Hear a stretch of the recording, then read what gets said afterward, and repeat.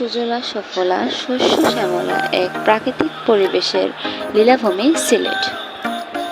আসসালামু আলাইকুম ভিউয়ার্স, আজ আপনাদের জানাবো ঢাকা টু সিলেট কিভাবে আসবেন ট্রেনে এবং ট্রেনের ভাড়া কত, ট্রেন কয়টি স্টেশনে থামবে এবং ট্রেনে আসার কিছু সুবিধা এবং কিছু অপ্রীতিকর অসুবিধা যেগুলোর সম্মুখীন আপনিও হতে পারেন।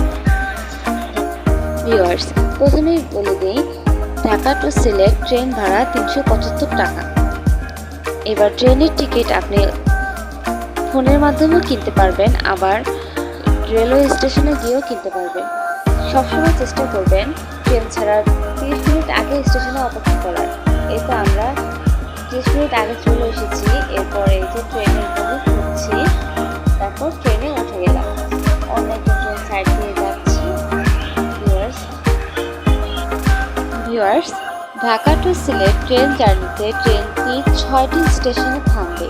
কমলাপুর রেলওয়ে স্টেশন থেকে ছাড়ার পর প্রথমবারের মতো এয়ারপোর্ট রেলওয়ে স্টেশনে থামবে।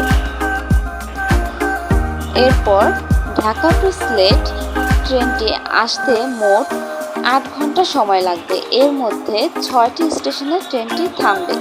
তার মধ্যে রয়েছে Dhaka airport railway station, Bhairab railway station, Brahmanbaria railway station,